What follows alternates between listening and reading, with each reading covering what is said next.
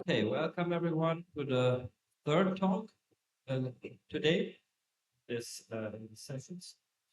So we are very happy to have today with us Jonathan Heckman from UPenn, and he will talk about a top-down approach to generalized symmetries in quantum field theory and quantum gravity. Thanks. Okay.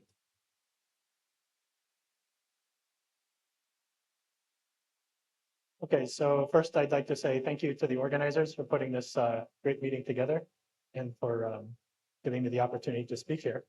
Um, so I'm also going to apologize in advance. So the experts in the room might feel going a bit too slow. I'll try to speed up as I go. But I asked them what sort of talk I should prepare. I said, oh, make a full open. So anyway, we'll see. Okay, so thanks again. Thanks for showing up also on the Friday.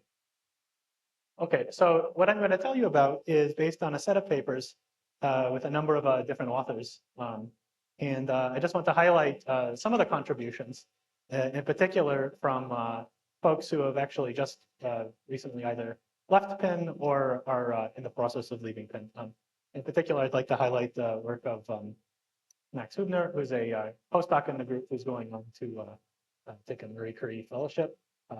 Ethan Torres, who's now a postdoc at CERN, Xingyang Yu, who's a postdoc at Virginia Tech, and Haowai Zhang, who's a postdoc at IPMU in Japan. Okay, so what is this talk going to be about? I'm going to try to talk about actually a couple of different topics and see how they kind of fit together. So on the one hand, I'm going to talk about quantum field theory, and I'm going to view this as kind of like a long distance limit that we get if we start from, say, some microscopic theory, say some quantum gravity theory, some string theory, a very good approximation in situations where we have a large number of degrees of freedom and some notion of locality is quantum field. I'm also going to talk about, at the same time, I'm going to talk about quantum gravity. And by this, I'm not going to mean just talking about, say, a semi-classical path integral or something like this, but something where we have, say, some short distance notion as provided by, say, string theory. So short distance physics, long distance physics, gravitational physics. And what I'm going to mean by a top-down approach in this context is taking various limits where we go from short to long and basically use this starting point as a machine to build interesting quantum field theories and then study those in the quantum field theories. Now, of course, there's a very nice complementary point of view one can take where we instead take what's called a bottom-up point of view, where we try to impose various kinds of consistency conditions on a given quantum field theory or low energy effective field theory. And so not anything goes. There's often tight constraints that happen as a result of properties that you derive down here using simple basic principles. And the main theme that's going to organize how I'm going to track going from top down and bottom up is going to be via symmetries. Okay.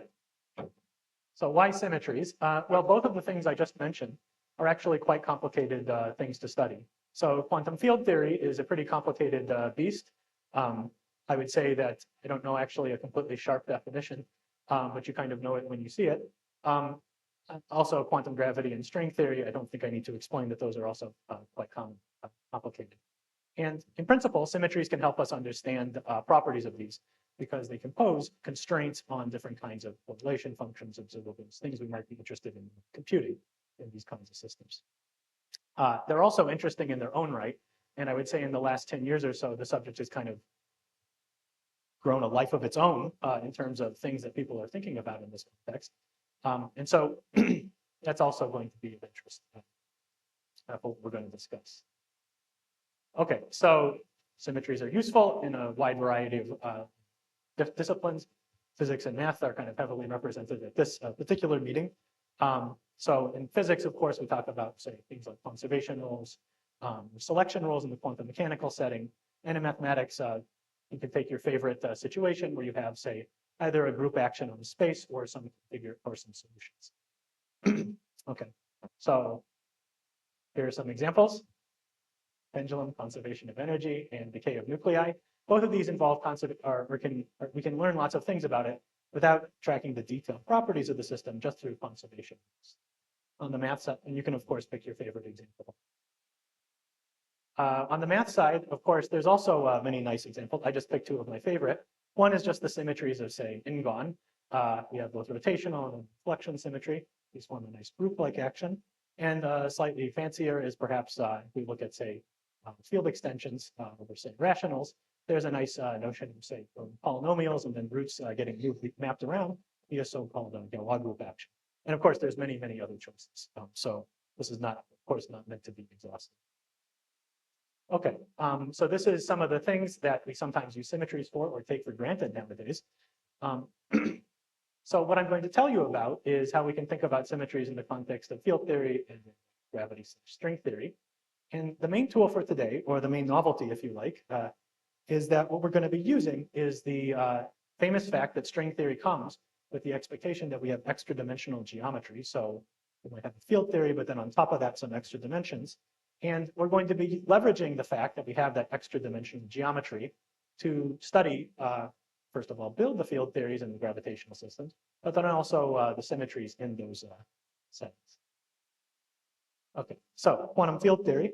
Again, I'll begin with some kind of hopefully elementary slides, and hopefully something that is not too controversial. Quantum field theory is useful. I believe this is a true statement. And so here's just a selection of applications. This is, again, not meant to be exhaustive. These are just some of the ones that I happen to like. So for example, in collider physics, in cosmology, and here's an example in, say, fraction quantum Hall, and also in math, for example, with various kinds of three-manifold and non-invariants, and four-manifold theory, and many, many others. This is a picture of what you get if you Google four-manifold by some engine. Okay, so I'll just quickly go through the pictures, but I won't spend any time. There's many, many things you can say. Okay. Many more. Now, QFT is complicated. Here's a textbook approach to how we might try to calculate, say, really time-ordered correlation functions. So we imagine summing over a bunch of paths, and we do some kind of formal sum like this, where we weight all the different paths by a complex phase, where this S here is the action, viewed as literally the integral over the Lagrangian. And you're supposed to somehow make sense of a formal infinite sum over all possible paths. These don't even necessarily have to be smooth. They could be very jagged. They just have to connect from start to finish. And one of the nice things about symmetries is that even without knowing the detailed properties of this, you can often kind of constrain how those correlation functions are going to look. Here's an example that I happen to like. Again, you can pick your favorite one. So-called phi to the fourth theory. This has a Z mod 2 symmetry where we send the field phi to minus phi. So you can see that if I just dump this in, it remains invariant. And it turns out also that the ground state of this quantum system is also invariant under that Z mod 2. And so this is the prescription we're supposed to follow if we want to calculate, say, a time-ordered correlator. Without doing any real work, we can already conclude that if we have an odd number of insertions at separate points in the space-time, it's going to vanish. Why? This is just the Z mod 2 symmetry at work. So if we have the Z mod 2, we apply it to everybody. The ground state stays invariant. The whole thing will flip a sign. And so if this thing here is an odd number, which it is if n is an integer, then we find that the correlation function is 0. So this is a very simple example. Okay, now symmetries in the past few years have gotten a little bit wilder, I would say, or more complicated.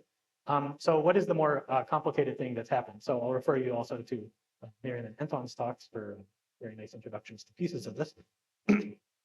Okay, so the kind of, I'd say one of the big insights is that global symmetries have a very kind of topological flavor to them. Now, what do I mean by that? If we have, say, an operator supported on some p-dimensional subspace inside our space-time, we can have a q-dimensional operator, a defect, which links with it, and then the action of the symmetry on O, for example, can be enacted by just shrinking that thing down. And this is what we could mean more formally like this. This kind of is very reminiscent of, say, Gauss's law. And you can have both linking situations where the sum of those dimensional supports P and Q are one less than the space-time dimension, but also crossing situations where, say, they actually directly intersect. They don't have to just topologically link. And this is very topological because it doesn't really matter what the shape of this dashed blue thing is. As long as it maintains the topological property that it links, it is doing the right thing as far as symmetry actions. Okay. And another very interesting thing that has been shown to be quite prominent in this setting is that actually this dashed blue thing starts to take on a life of its own. And in particular, attached to it is typically a topological field theory. And by this, I mean a quantum field theory that doesn't really depend on local deformations of, say, the metric in any way. So that's already a kind of, I would say, a big generalization relative to what we typically do first see symmetries in the context of, say, a course in quantum field theory. Okay, and there's many generalizations. The one I just talked about is higher p-form symmetries, especially in situations where you have different p's both acting on the different operators. Then you get a notion of a higher group symmetry. And then even wilder, you can talk about things where you take two of these symmetry operators, put them together, and it may not actually form a third element of, say, the symmetry group. It may not even be a group anymore. It may form a more general fusion-like structure. So here's a picture of that.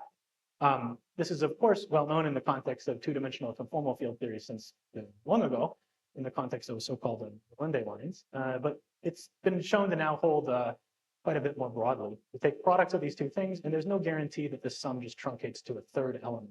So in general, it's a more general thing. And one of the things that is very exciting is to figure out what are the precise forms of this fusion group. So here I'll just say that U is a TFT engine or supports a TFT, and then the script T, the coefficient, might also be a topological. Okay, so symmetries in quantum gravity. Okay, so in the context of quantum gravity, so here's again some pictures. This is, of course, caricature, but the idea is gravitational objects warp space-time. Here's a photo of a black hole, or at least the horizon.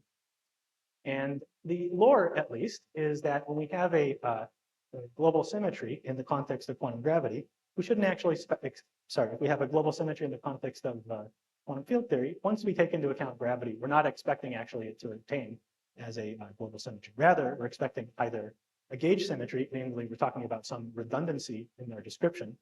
So it doesn't actually take us to another physical state, it's just a redundancy of the same state. Or it's just broken.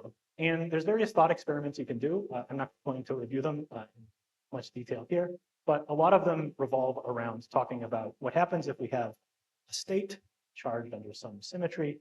We throw it into a black hole, and then we just watch what happens. And we have that kind of thing happen. And there's various thought experiments we can do to argue that it doesn't seem to produce a self-consistent answer. More recently, various types of wormhole configurations in the gravitational path integral also suggest that you should be expecting things to get either gauged or broken. Now, that's a very nice picture. And we'd like to know more about how that works in detail. And in particular, we've now seen in the past 10 years or so, these very fancy generalizations of what we mean by symmetries in quantum field theory. So it's a very natural question to ask, okay, what happens to those things once we start switching on gravity? Do all these something should happen to all these beautiful structures. They cannot just, you can't just say it disappears completely, but what exactly happens to them? So I'll try to address some aspects of that as well. So what would you want to do from a bottom-up point of view? I'm going to switch gears and start talking about the top-down point of view. But to begin, from a bottom-up point of view, what might you try to do to, say, break one of these fancy p-form symmetries? Well, remember, what I said is that I wanted some topological linking between some extended operator OP and then some UQ that linked with it. How could I get rid of that linking? Well, if I gave you some new states, I'm just going to introduce them by hand arbitrarily at this point, but if I just add them in to this theory, then I can start terminating the extended objects. And then the linking that we previously had is no longer holding. So we can just slip it off the end and then shrink it. So this is one way for us to kind of get rid of. In fact, I think it's basically the only way for higher form symmetries to get rid of these things. We start introducing these states as well.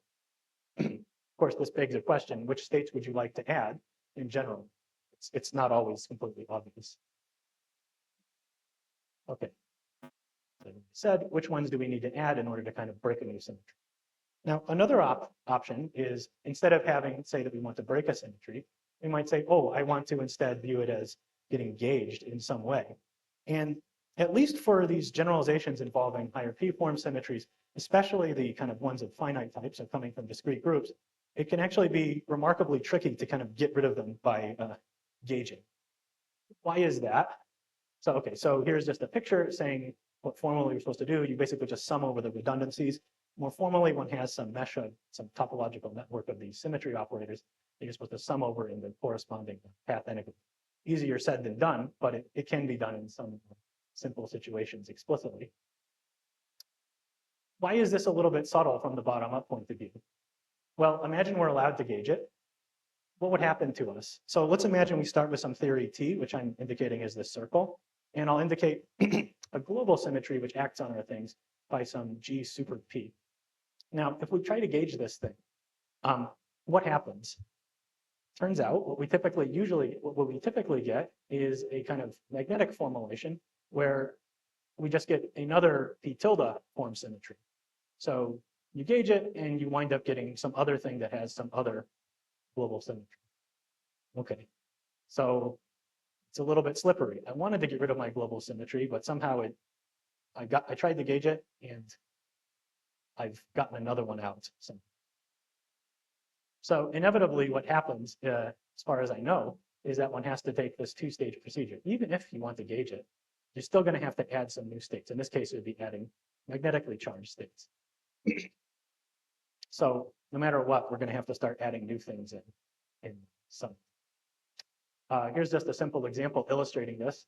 So in the case of just pure Yang-Mills theory with SU and gauge group, it's known this as an electric one-form symmetry. We gauge that one-form symmetry at the end with an SU. It's the N-gauge theory.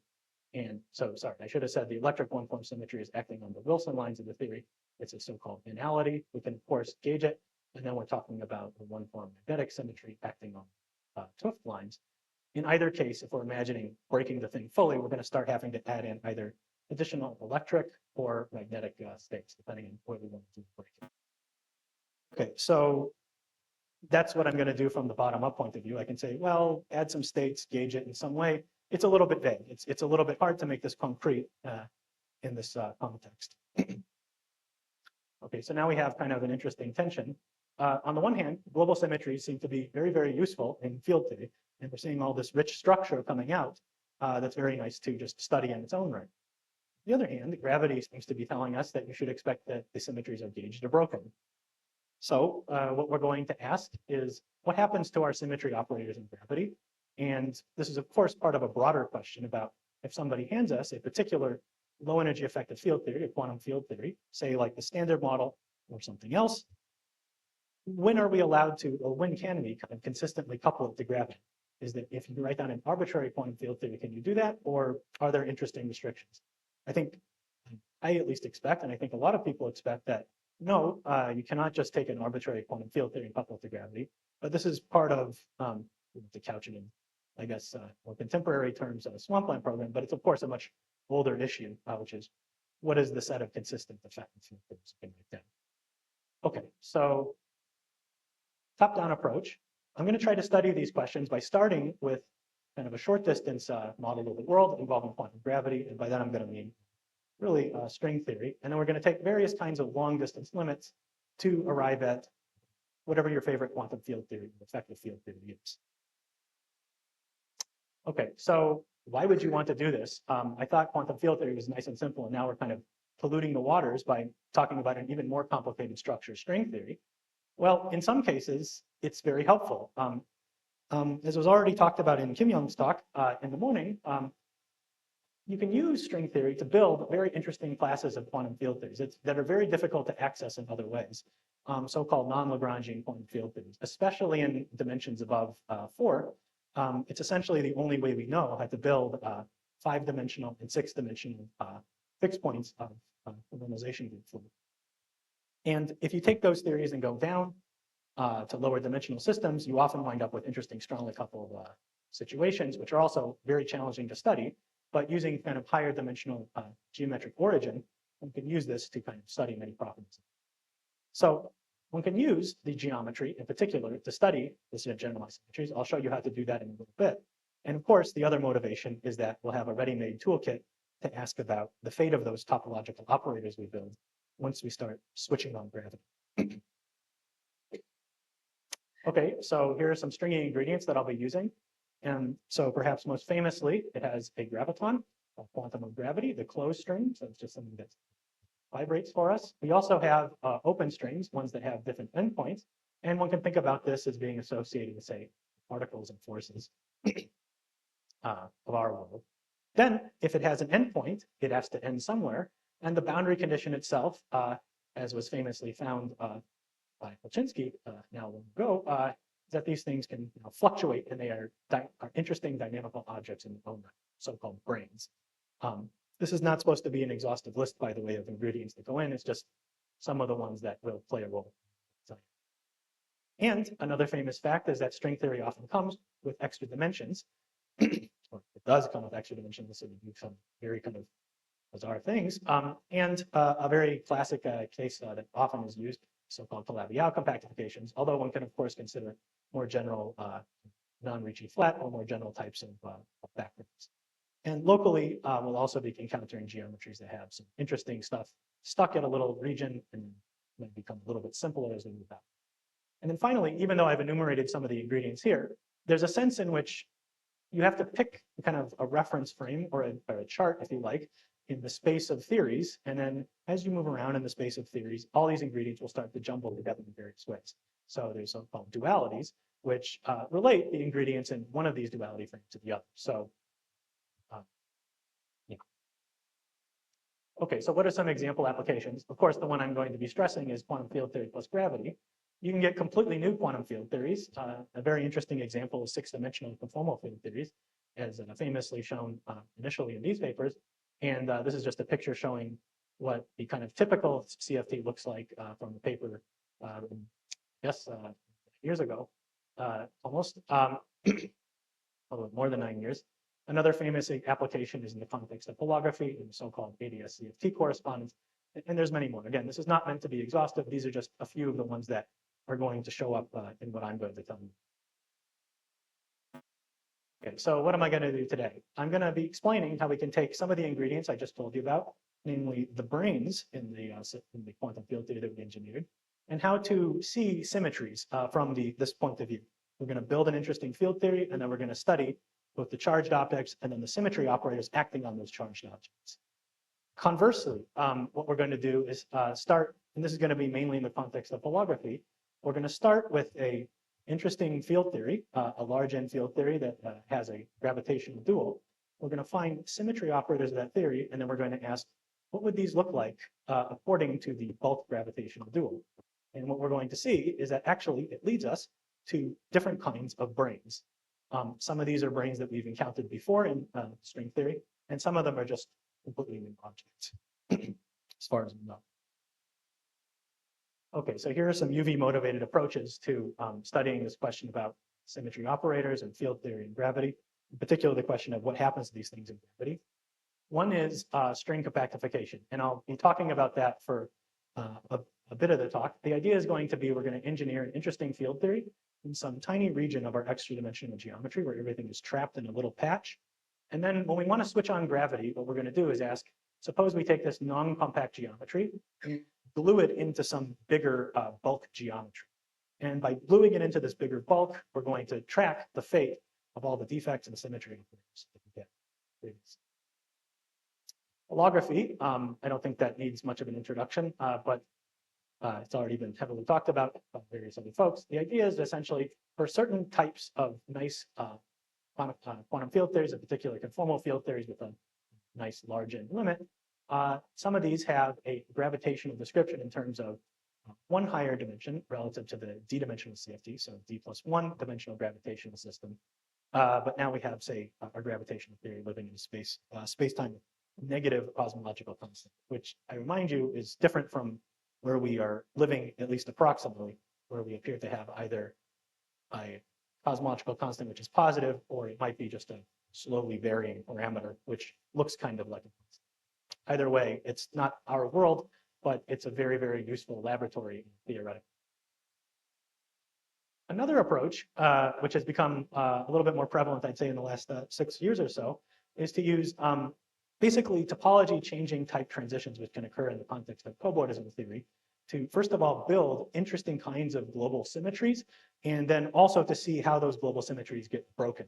So often what one does in this context is computes a cobordism group of some kind, and this would appear to lead to a global symmetry, and it actually leads to a prediction that there must be a corresponding object which breaks the global symmetry. And finally, one can go all the way back to the good old world sheet and start looking at, say, a topological line or topological symmetry that lives on that world sheet, and then just start asking questions like, start with this global symmetry operator here. What does it do in the target space? Sometimes it survives as a gauge symmetry, and sometimes it's just gone. Okay, so these are 4 approaches. These are the ones I know aloud at least. I actually don't know about other ones that are kind of UV motivated. But what I'm going to focus on for today is the kind of first 2. If I had an extra 2 or 3 hours, I would tell you about the other 2, but I won't do that today. Instead, I'll just point you to some references. This is not meant to be exhaustive. This is just a few that are directly in my neighborhood things I've been thinking. Okay, so let's now go on to string compactification. This will be the first approach I'm going to talk about. Okay, so we're going to be taking various kinds of long distance limits. So we're going to be starting in the short distance world of string theory, and then we're going to ask what happens if we take various kinds of scaling limits, decoupling limits, to arrive at our favorite quantum field.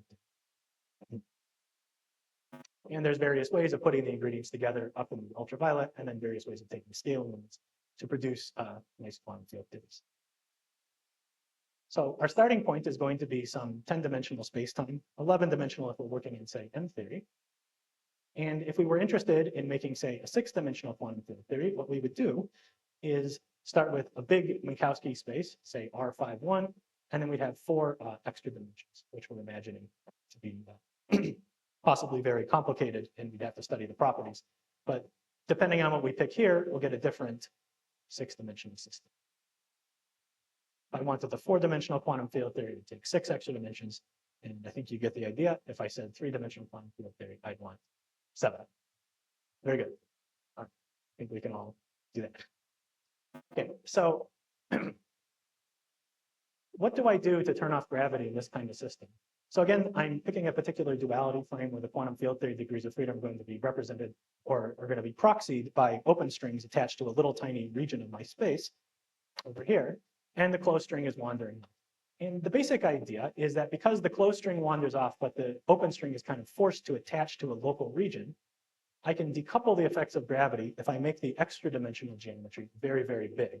This is a so-called decoupling limit, which leaves behind just the quantum field theory and removes the complications of gravity. Of course, we'll want to reintroduce those complications in a bit, but just to get started, we will take a limit where this thing gets really big.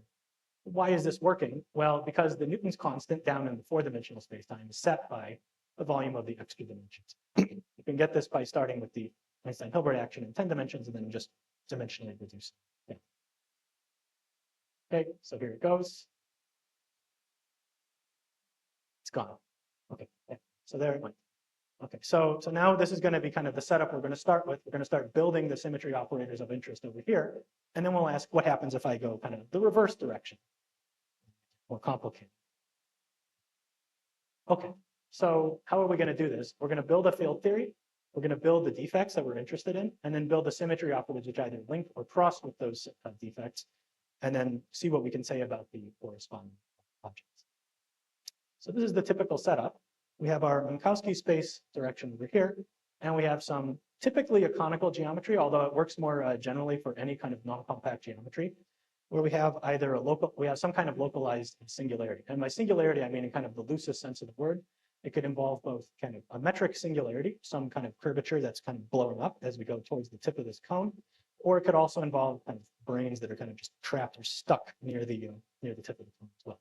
Or you might want to put them together in various interesting ways. What's a heavy defect going to be from this point of view? Well, what we're going to do is we're going to take one of our branes and we're going to let it stretch from the tip of the cone out to the kind of conformal boundary of our local geometry here. So I'll often refer to this big cone as X, and then the part out here is boundary X. The idea is going to be we're going to wrap a brane over this radial direction that extends from the tip of the cone out to infinity. Now, the brane comes with many spatial directions, and only some of them are going to be wrapped kind of quote unquote internally. The leftover ones that we haven't wrapped internally are going to be still inside of our quantum field theory direction. I'll refer to that as a heavy defect. I'm calling it heavy because if I just look at, say, the mass or the tension of this thing, formally speaking, it looks like it's going to be infinite. If you compactify the thing, it will have some finite tension and be a dynamical object, but it doesn't really fluctuate in this limit where we've kind of scaled things out. How are we going to get the symmetry operators from this point of view?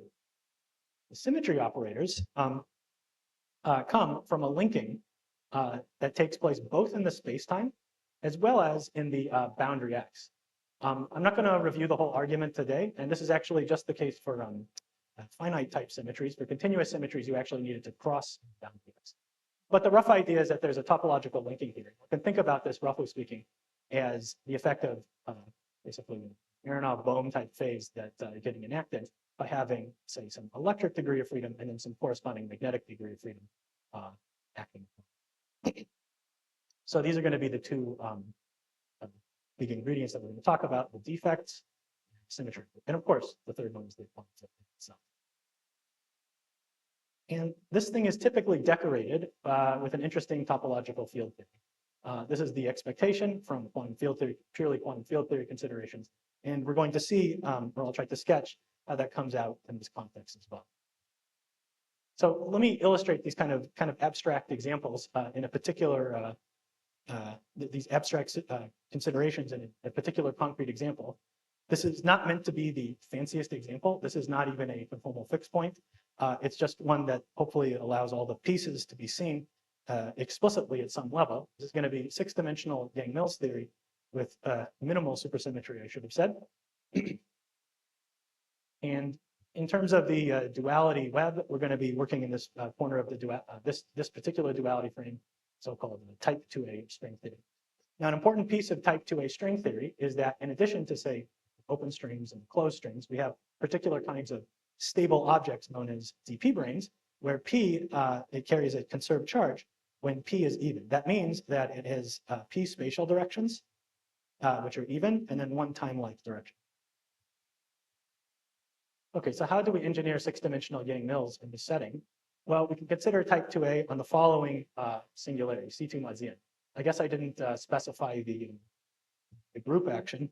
So the group action, in order to retain supersymmetry, is that it goes like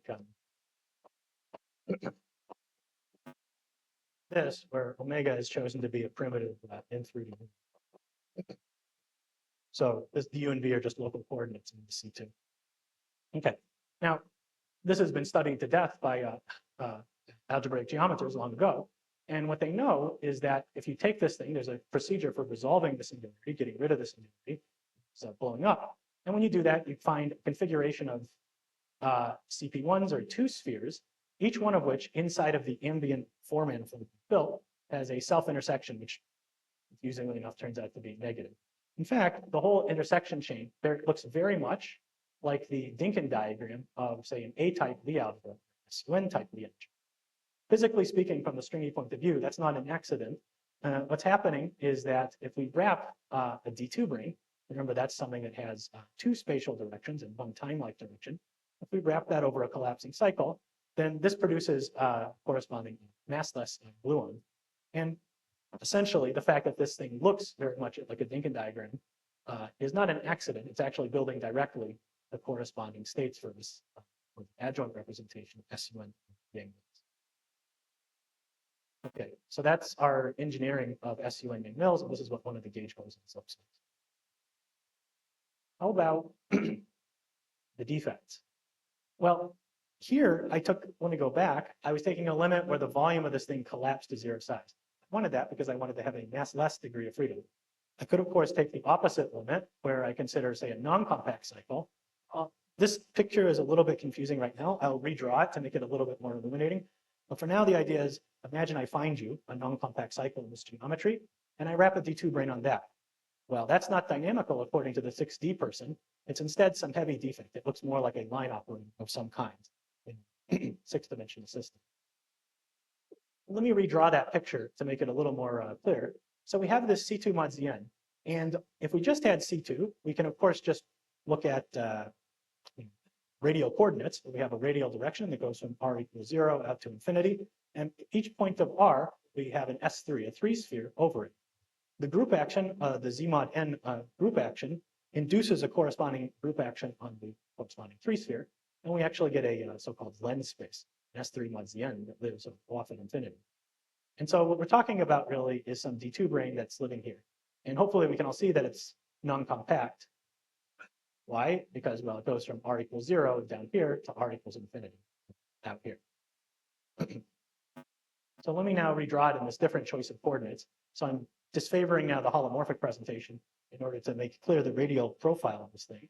So there's the radial bit of it, and then there's, it turns out that there's a torsional one cycle in here that we can wrap it over. So the thing that the D2 brane is wrapping is actually a one cycle you can think of in 3-sphere mod Zn, and then you just fiber that one cycle, build a cone over it to make a 2-cycle, relative 2-cycle, I should say, in the extra dimensions. That's where a heavy defect is coming. How about the symmetry operator? Again, I'm not completely explaining where I got this from, but we can check that this thing has the correct linkings to do what we want. So it's well known that the magnetic dual object of the D2 is the D4, and this is precisely the right degree count to enact linking with our defect that we stuck in. So if we just count the dimensions here, we're going to wrap it over a torsional one cycle over here. We're going to pick it so that the linking number between those two inside the lens space is non-zero. And then we can also see that in the quantum field theory directions, there's again linking, because remember, we want P plus Q to be equal to D minus 1. So in other words, one direction is not exhausted. So for example, in 3 space, I link things like with my fingers like so. Okay. So now you could ask, now how about those P-form symmetries? Where are those coming from? Well, the idea is we just write down all possible line defects, but we have to know when can we possibly terminate one of those lines. So there might be a dynamical state in the system that terminates it. And when it does, I don't really get to talk about a P-form symmetry anymore. I've broken that candidate P-form symmetry. So if you like, we start with a candidate U1. And by the time we're done, taking into account all the dynamical states, all those D2 branes wrapping on collapsing cycles, only some part of it will remain. So this should be in quotation marks. This is, of course, kind of a meaningless statement. It's written, defects modulo states.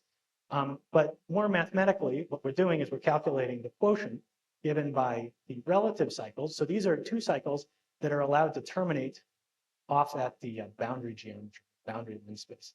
And we'll just quotient by all the compactly supported objects, which I'll write as H2x. The tilde here just means I resolved it. You actually don't have to do that, but I've just done it here in case you're nervous about singularities.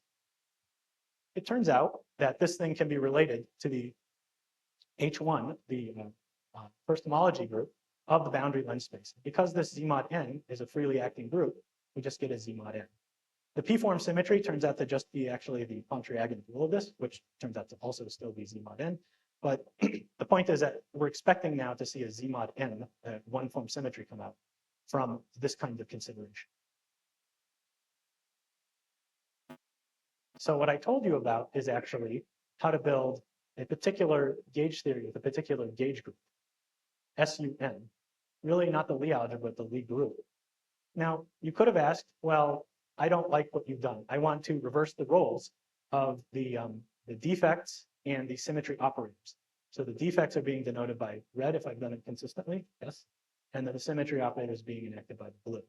If I switch the role of them, then I've chosen, if you like, different boundary conditions off of infinity for what is allowed to terminate as a defect.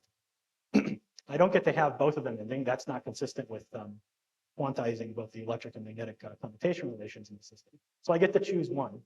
If I make one choice, I got SUN. If I make another choice, I got SUN mod Zn. And you can make fancier choices, which are SUN mod ZK, where K divides N, but I'm not going to get into that. This at least illustrates the rough idea that we can kind of toggle between different choices for the kind of global form of the gauge by how we choose our boundary conditions. Okay, so that was an illustrative example. There's much more complicated examples that we worked out. Historically, actually, we did this one first, kind of the most wild and complicated one we could think of, 60 CFTs and 2-form symmetries in them. But it's been extended in various different directions. Duality defects. This was extensively studied on the field theory side, but we can extend it to cases with less supersymmetry pretty quickly using these kind of top-down considerations. Charge conjugation symmetries, different kinds of magnetic one-form symmetries, and even apply it to certain non-supersymmetric field theories, which I'll briefly touch on a little bit later. So this is not, again, meant to be exhaustive. There's lots and lots of people working on it, and I can't possibly reference all of them. This is just some things that I've been thinking about. Okay. And here are the corresponding symmetry operators. I realize this is kind of a dense slide to go through so quickly. But the rough idea is that in all these cases, and in cases where we can cross-check against the field theory answer, we have a candidate brane which wraps a cycle at infinity, and we can check what we get against those considerations. Sometimes we don't have a field theory cross-check, and so we're kind of like a prediction for what the field theory should find. But this has for sure been cross-checked in many cases where we do have a field theory computation to compare. Okay, here's a more wild example involving 60 CFTs. Again, here it's a little bit tricky because the D3 brane is actually magnetic dual to itself in type 2B. And so both the defects and the symmetry operators are obtained from wrapped D3 branes. They just wrap different things in the geometry. So I'm not expecting you to follow this. The rough idea is, again, though, that we check that and it works, that you get a corresponding symmetry operator, which is acting on a corresponding string-like defect in this case. Yes. Yes.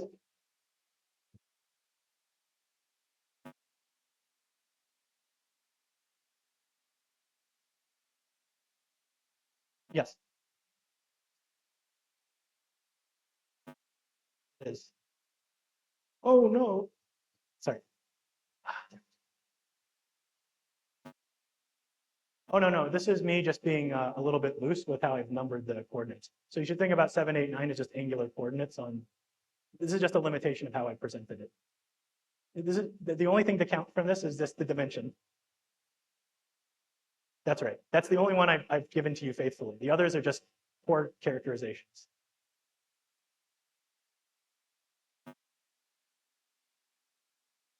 Yeah. It's more, the only thing to take from this is that there is 1 + 1 = 2, which is 1 less than 3. That's the only thing to take. Yeah. Okay, great. Now, there's another thing that I mentioned, which is that these symmetry operators appear to take on a life of their own. They have topological field theories attached to them. And so we could say, well, great. You built all this fancy machinery. Can you tell me anything about those? And indeed we can. So in situations where we know the kind of topological terms of the brane, we can essentially perform dimensional reduction on the internal torsional cycles or what have you, what kind of cycle you have, to read off a corresponding symmetry operator down in the quantum field theory direction. So we start up in the big string theory picture where we have, say, some complicated topological action.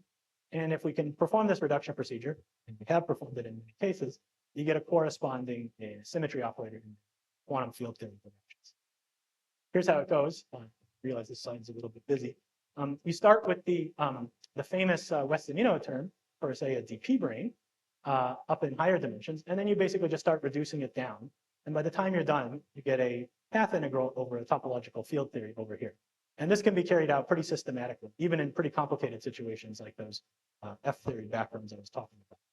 Not for every F theory background, we don't know how to do that yet, but for many cases, it all seems to hang together. It reproduces, again, the field theory answer in cases where we know it, and it seems to extend it in situations where we just don't know what to do from a purely bottom. Okay, now the only thing I'll say here is that this also provides a machine for starting to read off different kinds of generalizations of group-like laws. If you take a product of two of these TFTs, there's no guarantee you're going to get just a third one out. In general, it's some more complicated form of sum. And again, this can be worked out in more detail and extracting like exactly what these script T TFT coefficients are. But the point is, it's a thing we can now pull out. Okay, now how about gravity? Let me get back to that part of the story. It could be complicated. It could be two throats. It could be many throats. Call this the durian. But it does not stink. Okay, so it could be many ways of gluing into the bulk. So what happens when we take one of our defects? Well, it could stick around, but because we're now at finite volume, it could now be a dynamical. It could be that by the time you stick it into the bulk, there's just no topological cycle. This also happens. It turns out that the topology you thought you had locally just disappears on you, so it just starts unwinding. The object could still live for a really long time, it just doesn't live forever. Or it could be shared across multiple throats. That's another option. So here's one. Okay, here's my attempt to show it looping around a topological non-trivial cycle. Obviously, I can't draw it completely. But the point is that both the defect and the topological operator are now going to become fluctuating dynamical branes by the time we switch on gravity. If we just cut the geometry right here and just talk about this local piece, we would have had just a heavy defect, and this thing would have been purely topological. But now, all of a sudden, all the dynamics comes back in on these things. They start fluctuating. But it's metastable. It sticks around for a while. And actually, Verlinde, in a paper from close to 20 years ago now, considered a particular example where he built a kind of interesting metastable monopole configuration, which lived for a while and then kind of unwinds. And it unwinds due to some gravitational effects. We were able to kind of revisit that configuration from the point of view of the symmetries considerations and check that indeed he had, of course, the right picture. Of course, he did, but also kind of extended in various ways to cover more complicated configurations. And you could also consider multiple throats where you think you know the spectrum of line operators in one region, and you think you know, say, the spectrum of defects in the other region. But once you glue it into the bulk, it could get more complicated as it needs to be. Okay, so the upshot of this string compactification approach is that once we start switching on gravity, we can say that these symmetry operators are just turning into dynamical branes, or they get destroyed in the case where it's. Okay, gluing into the bulk. I realize I probably will speed up a little bit, but the rough idea, I'm not going to go through the example here because it gets a little wild, but I do have some backup slides where I demonstrate how to do it. A particular example, the idea is to use the Meyer-Vittoris long exact sequence from singular homology, where we basically just start cutting up our space into different pieces, and then we glue the different pieces together. So what I was telling you about, remember, is that we calculate various homology groups to figure out what the defects and symmetry operators are. And then we just have a bunch of maps which actually directly tell us who is trivializing, who embeds correctly, faithfully into the bulk. All of that is being tracked by this Meyer-Vittoris type sequence. Okay, now I'm going to move on to holography, approach number 2. But actually, before I go there, I want to take a digression to something that also plays a pretty heavy role in analyzing the symmetries of our system, so-called symmetry theories, which we're already figuring in Miriam's talk, for example, and symmetry topological field theories in particular. So the symmetry TFT picture is essentially, okay, so what is the picture? It looks kind of like what I told you previously. What people do is they start with, say, a so-called relative quantum field theory in d dimensions, and you imagine formally kind of extending it into a d+1 dimensional configuration. It has another topological boundary condition. Why would you do this? Well, you want to be able to study the spectrum of defects and symmetries in a convenient way. And by kind of isolating all the stuff associated with, did you pick SUN gauge theory, or did you pick SUN mod ZN gauge theory? All of that is kind of shoved into the choice of boundary conditions we take here. Okay, and I'm sure I missed some references, so sorry about that. But one of the key messages here is that the symmetry operator kind of starts its life off at the topological boundary condition. It maintains its dimension relative to what it was in the field theory, but the defect itself kind of grows a dimension. It extends from the physical side to the topological side. Why would you want to do this? Well, one reason to do it is it provides a more formal way to speak about, say, what you mean by the partition function of the field theory. So if we compare, say, SUN gauge theory versus SUN mod ZN, and say, for example, what connections we should sum over, this provides a nice way to kind of formalize that sort of statement. What I've told you about so far is really for the case of finite symmetries. For continuous symmetries, there's various proposals which go under the name I say was symmetry theory.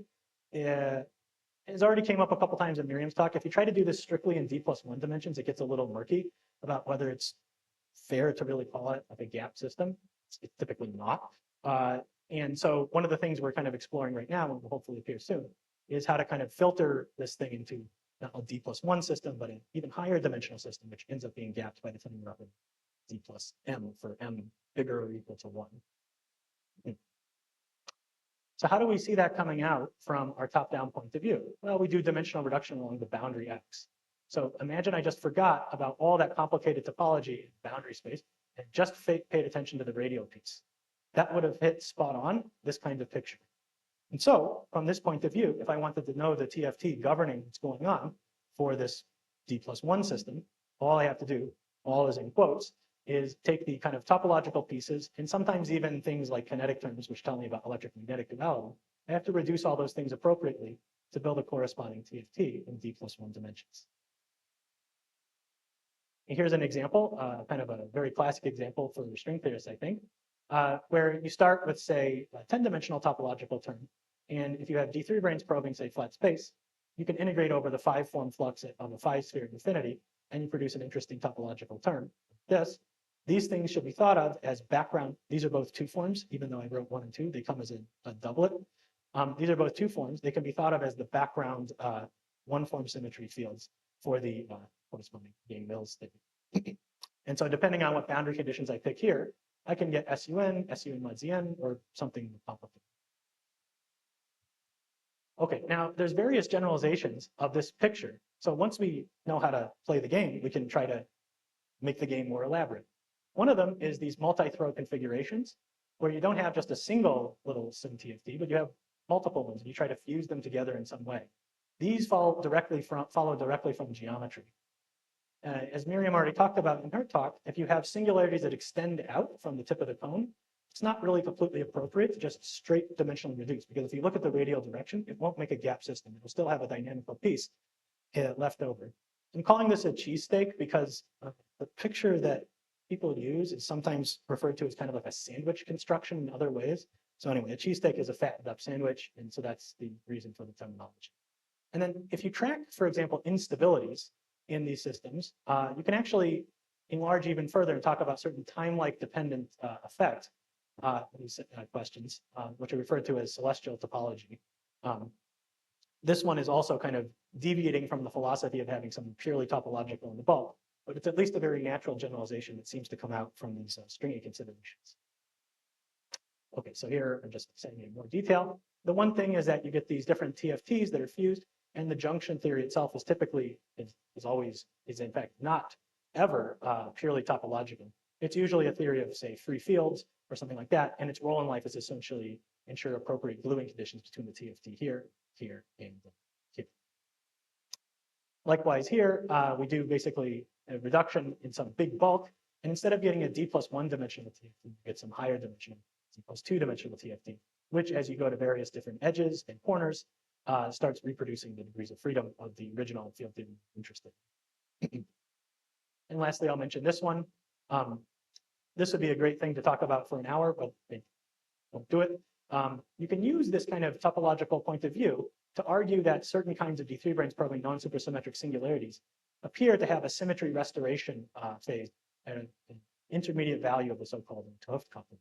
I'm happy to talk about that afterwards, but out of time, I will talk about it. Okay, so now I've talked about an extra dimensional geometry, and of course, you know, a more fancy and souped up one involving holography. What can we do there? So according to holography, what do we expect? We're expecting that a d-dimensional conformal field theory is going to be dual to a gravitational theory in d+1 dimensions. And the lore from early on in ADS CFT is that if somebody hands me a global symmetry of the CFT, I should be expecting to get a gauge symmetry in bulk. All right, great.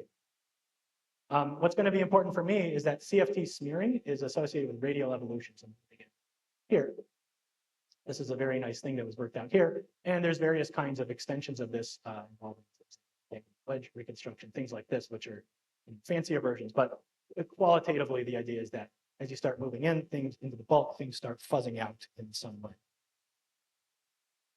So remember our simplified picture where we had topological boundary condition here, physical boundary condition here, and one higher dimensional system here. What's the full version? Well, the physical boundary condition of the SymTFT is kind of growing an extra dimension by itself, has all these complicated things happening in it. And it's better described, in fact, in terms of a D+1 dimensional system. So there's this thin little layer written as epsilon, which is getting squished in to tell us basically the boundary conditions that we've decided to pick for our, if you like, bulk ADS fields. So here's my picture, and there's this thin little slab or region outside, which I'm just formally introducing to allow me to track certain properties of the symmetries. So, for example, the topological term I told you about previously in D3 branes, just in C3, that made this very nice SymTFT, B wedge dB prime, if you like. That thing is also well known to arise if we just integrate now directly with the 5-sphere, with the 5-sphere with the n units of 5-form flux. what happens to our brain? So suppose we start in the CFT dual, and suppose somebody is nice enough to tell us about candidate topological symmetry. We could ask, what happens to this thing as we move it out into the bulk? Well, I don't want to move it all the way into the bulk initially. I don't know how to do that just yet. But what I can say is, suppose it's out here. Well, this is still the sim TFT region. This is pretty well established that we're expecting to be able to pull it out into the D+1 dimensional region. Now, what happens as we kind of move away from this little tiny thin layer, move it fully into the bulk? Well, the claim is, at least, that it stops being a purely topological thing and begins to start fluctuating as a dynamical brane. So in other words, it couples to local deformations of the metric, and in particular carries stress energy. So it's not topological anymore. The converse of that, where you run the argument in reverse, is essentially actually what I just told you for most of approach number one, where you kind of start with a dynamical brane in the bulk, and you start pushing it into the boundary. So as you push it into the boundary, the dynamical terms get frozen out, they get redshifted out, and you're left with just the topological bits. So from a top-down point of view, say, well, this is obvious. Of course, one would like to know, is this true in general? If somebody just hands me a random holographic CFT, maybe I don't know all the branes with symmetry operators, I'd like to know what became of those symmetry operators when I go into the bulk. So I know I shouldn't say this, but I think I have only 4. But okay, so I'll be quick. But so the idea is to basically just track how symmetry operators act on the charged operators that we have. So what we're going to do to track that is kind of a common tactic. We're going to take our CFT, switch on a cutoff, and then watch what happens as things start blurring out as we kind of move things further and further in the bulk. So we start off here where things are nicely linked. And smearing for this little O, that's a well-known prescription. It's like HKLL type prescriptions where you introduce a corresponding smearing parameter. For the U, this topological operator, it's really not clear what you should expect. On one hand, the thing is topological, so why should smearing affect it at all? On the other hand, it's built from operators of the CFT. So if those things get smeared, then presumably it also gets smeared. So what we did, put the mail paper. Well, okay, what we did in the paper with Hübner and Murdia is we tried to track what happens to the smearing of this operator. And so as we start going out and out and out, there comes a point where I can't really tell you the difference between O and U.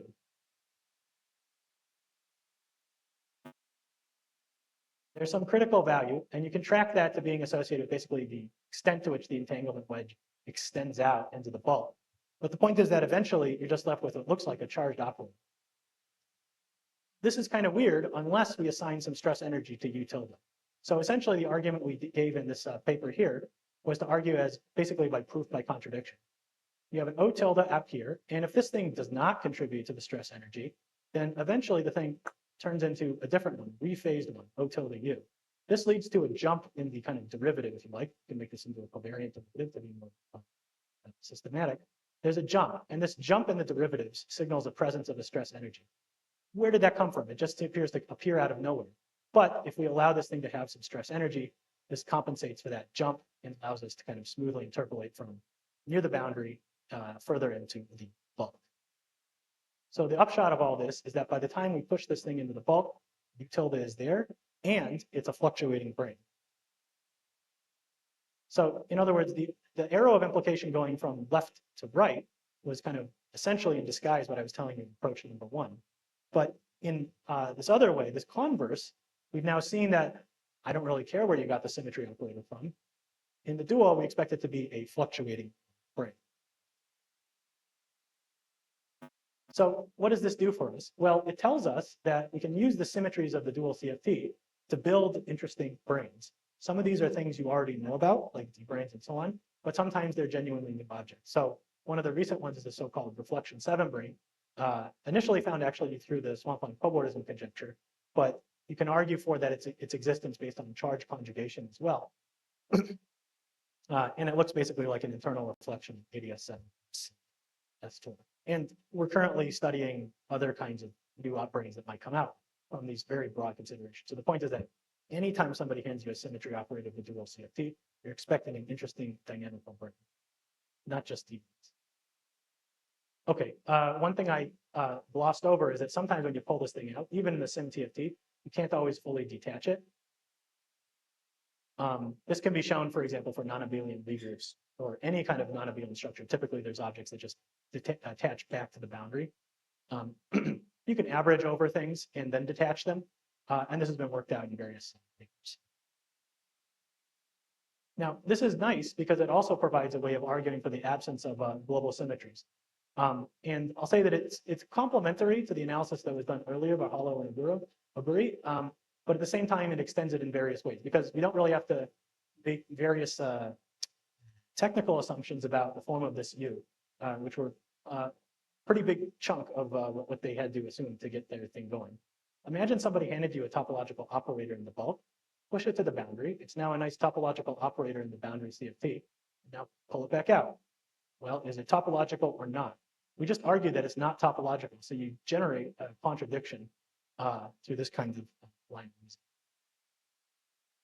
Okay, and if you had a notion of bulk reconstruction, obviously ADS-CFT is the best studied case, but more generally, okay, if you have some notion of a focusing theorem and things like that, you still expect it to go. You can argue that if you ever figure out how that works away from ADS-CFT, then again, no global symmetries. Okay, I think I'm out of time. So I'll summarize and tell you about future directions. Okay, so if I had to summarize the talk, I would say I told you about how to get symmetries from branes, and the other way, on the other hand, how to use how to get some branes from just symmetries. I think there's several very interesting directions to go with this. One is I really heavily relied on the fact that I had this geometric point of view. And of course, you could say that this is just the best studied case. What about more general string theory backgrounds, so non-geometric backgrounds, things that have more complicated fluxes, and the Ginsburg phase descriptions of string compactifications, asymmetric orbital folds, things like this. How does this story work in those settings? Holography, more general spacetimes, perhaps as the one we heard about in the context of eternal black holes and ADS, things like this. Those are very natural places to apply these considerations. And finally, another very natural thing is saying more about symmetry breaking in gravity. And by this, I really mean trying to figure out, this may be too much to ask for, but trying to figure out, for example, what is the kind of size of, say, certain Wilson coefficients for things? When exactly do you expect it to get broken? What is the quantifying the size of that breaking? I don't know how to do that at the moment, but we're thinking about all of these issues. So that's it. I'll stop there. Thank you very much.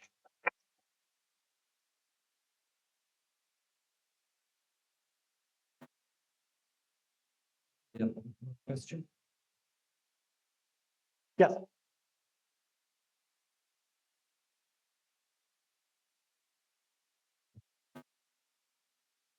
Precisely is the given a topological right answer. But given a topological brain, no way to solve topological field. It's brain by definition gives it. You can't say what it is that gives it. Yeah, yes. Combination of instances. Yes, I understand. It's like trying to find the black hole space. Except in the case of the instance, it's combined in the space of the black hole here. But there isn't a black hole space. Sure. That's a fair comment, but what I mean by this more is by way of example, in the case of a D-brane, we know what we mean when we talk about, say, the Western meaning term. So the point is that those things don't really depend explicitly. But I take your point. Okay, so since the time is up, let's thank Jonathan again and we delay all the other participants.